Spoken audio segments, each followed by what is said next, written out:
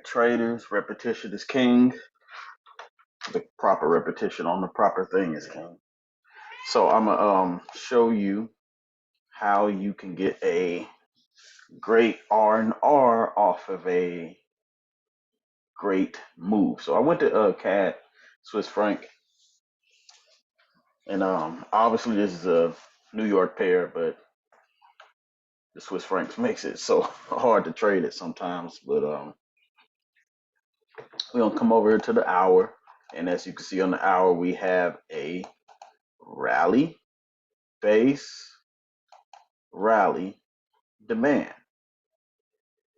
Now, how do we take this? Usually we take this off the M5. So we come and wait for it to come down to the M5. And on the M5, this will be, let's put this in here. So it'll be the H1 demand. So you can know what you're looking for. And we can start coming over here and we can see this is probably the M5 demand right here. So you know we're coming to a H1. So now let's go find the M5 demand and see if we can find a sniper entry so we can get a better R&R. Now we come over to the hour, we can see this pushing up back up here in this area because this will be where the supply is at. This would be the H1 supply.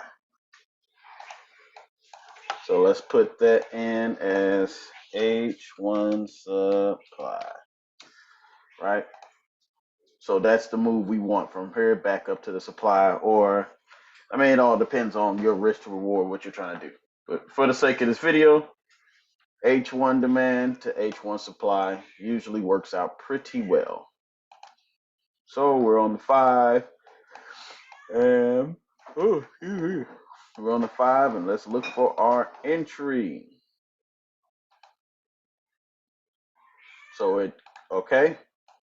went deeper into the 5, and I like this because at this point I'm looking at this as liquidity grab, and we love liquidity grab, and we love that there's imbalances and little gaps that probably need to be filled. I see them. This is a little M5 supply, but it might sit there and play games. We're looking for it to go to H1. So we got the liquidity grab off of this candle. Let's see what happens from here. It goes deeper in. All right, so it went deeper in. This came down into the H1 demand. So it kind of liquidity grabbed the M5. This is what I mean by break a candle. Just for people that don't understand the break of the candle. That's the rejection candle right there.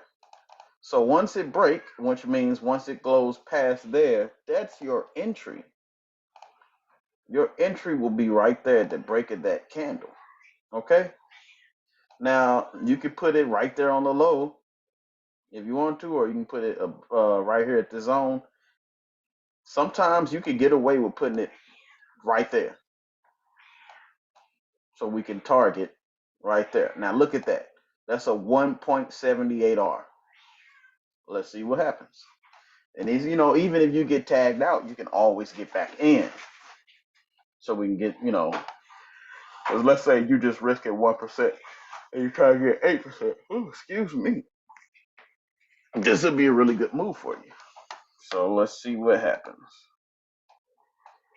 So it comes down and starts breaking up.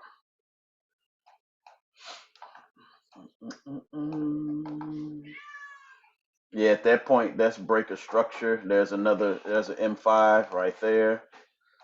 M5. It's right there.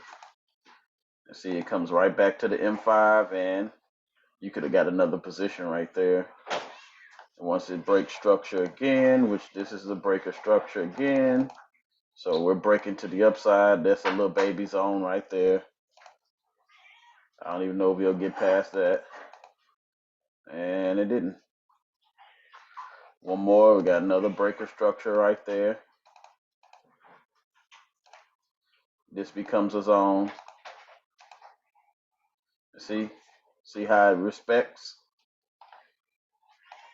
because it keeps breaking structure. When it breaks structure, it creates more demand. So that's why I wouldn't have taken that supply setup right there, because it's breaking structure. And that's where we at before the market closed. So that's probably where CAD Swiss franc is going. It made a whole bunch of the new demands, which if you haven't took in my course that I have on supply and demand setups and rally-based rally. It's on my course. Email me if you want to know about the course and all that situation. But anyways, um, yeah, you could have had multiple positions.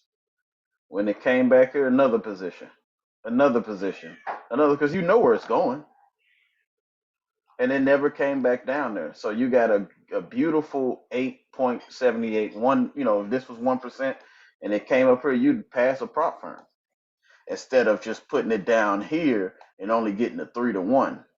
If you knew that there was a liquidity grab onto the H1 demand, that's exactly what happened off the rally, base rally. So rally, base, rally, back to the base to make a demand that was right here, and easy peasy setups.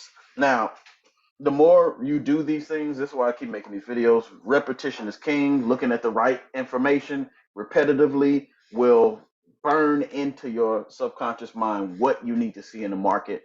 And every day you'll come and look at only that setup. You ain't gonna look at nothing else. You're gonna look at only that setup, and then you'll start tweaking your risk to reward to make it fit for your account. And then after that, you'll start getting consistent. And obviously, there's a mental thing that has to go with that, but all of that, it will come together one day, whether it takes 1 year, 3 year, whatever. But repetition is king with the right information, the right psychology, and the right setups and stuff. So this is just a quick video on how I would find a setup off the H1 and take it on the M5 and get a great risk to reward. And that was a beautiful trade. I mean, I don't trade CAD Swiss francs no more, but that was a beautiful trade. But good. And hopefully we'll have a really good week next week. Last week we had 8.5% gains. Congratulations if you took them. Very beautiful week last week. And like I've been saying, this is Q4, so things are going to start slowing down, but we will continue looking for our M5 setups all the way until it slow down, and then we'll go into the new year again, doing what we do best. All right, I will see y'all in the next video. Peace.